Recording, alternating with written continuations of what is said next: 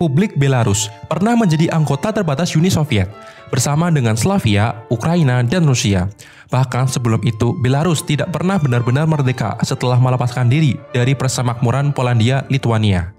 Kekuasaan Kaisar Rusia saat itu bergantung pada negara-negara di sekelilingnya, sehingga tidak dapat terbayang dengan jelas bagaimana Belarusia bisa memerdekakan dirinya.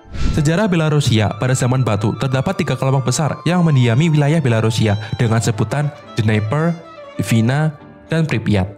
Saat itu, keberagaman sudah tercipta di Belarusia. Beberapa abad selanjutnya, Belarusia dihuni oleh bangsa Baltik.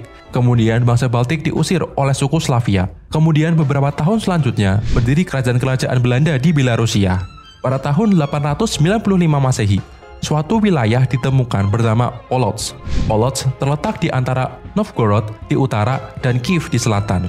Terdapat kemungkinan bahwa Polotsk ini dimiliki oleh Duke of Novgorod.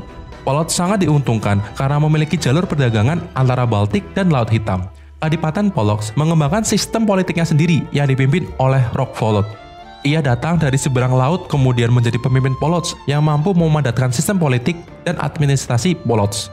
Ia juga melakukan ekspansi wilayah yang agresif untuk memperluas wilayah kekuasaan.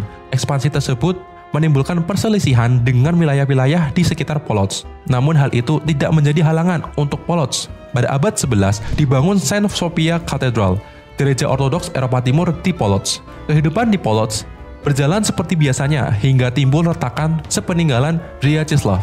Kerajaan Polotsk lalu dipimpin oleh Vyacheslav. Ia memimpin selama 57 tahun dan kemudian meninggal pada tahun 1101.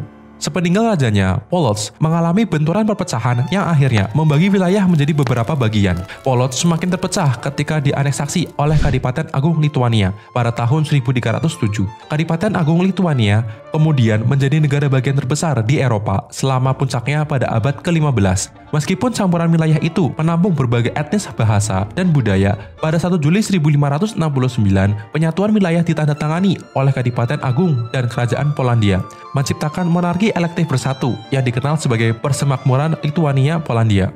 Persatuan ini bertahan sebagai kekuatan independen sampai tahun 1795 dan mampu bertahan sendiri ketika dibawa ke dalam beberapa perang, tetapi akhirnya dibongkar dan dibagi antara monarki Habsburg Austria, Kerajaan Prusia, dan Kekaisaran Rusia pada tahun 1795.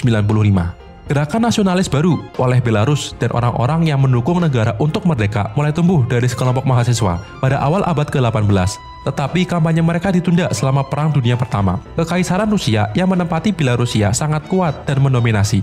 Belarusia menjadi saksi bisu pertumpahan darah antara Rusia dan Jerman. Namun di tengah peperangan tersebut, nasionalisme warga Belarusia tidak pudar. Mendekati akhir dari Kekaisaran Rusia pada tahun 1917 terbukti menjadi dorongan menguntungkan bagi kemajuan aktivis Belarusia.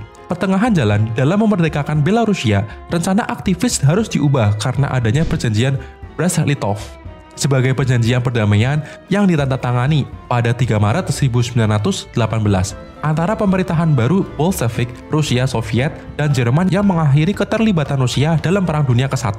Jerman juga mengharuskan pergi dari tanah Belarusia karena adanya perjanjian Versailles. Bukan kemerdekaan yang langsung didapatkan Belarusia setelah lepas dari Kekaisaran Jerman. Dengan cepat, kelompok komunis membentuk Belarusian Republik Sosialis Soviet atau Belarus SSR pada 1 Januari 1919.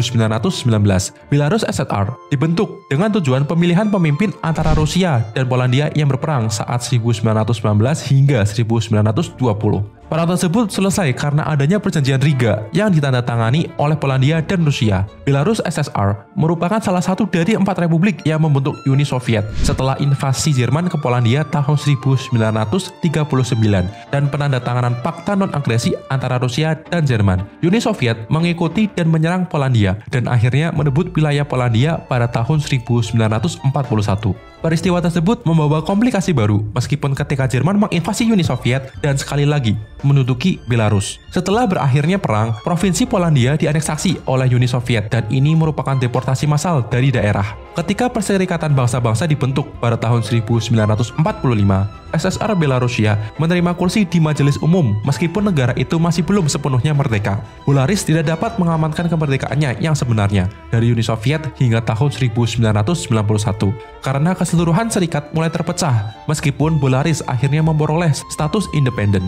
Sebuah perjanjian baru ditandatangani pada tahun 1999 oleh Belarusia dan Rusia yang dikenal sebagai Perjanjian Negara Bersatu yang akan mempertahankan kedaulatan dan identitas nasional yang terpisah untuk kedua negara, tetapi memungkinkan warga negara dari keduanya untuk berpergian dan bekerja secara bebas di dalam negara mitra. Meskipun banyak janji dibuat sebagai bagian dari serikat ini, eksekusi dari kedua belah pihak gagal setelah penandatanganan hubungan, bahkan dalam serikat telah menunjukkan kontradiksi. Presiden Belarus mengisyaratkan kekhawatiran tekanan Rusia memaksa reunifikasi lengkap masih sebagai pembicaraan antara Presiden Lukashenko dan Putin. Melanjutkan protes anti-pemerintah telah pecah yang berpotensi menyebabkan lebih struktur militer dan politik terpadu yang Lukashenko telah tolak untuk beberapa waktu. Presiden Belarusia membutuhkan dukungan Rusia pada awalnya ketika Lukashenko mengulurkan tangan kepada Putin untuk mendapatkan dukungan ketika protes terhadapnya meletus. Rusia ragu-ragu untuk mendukung Belarusia sebagai lawannya, namun Rusia akhirnya memutuskan memberikan dukungannya di belakang pemimpin yang bermasalah itu dan tampaknya integrasi kembali menjadi titik fokus pembicaraan antara dua presiden.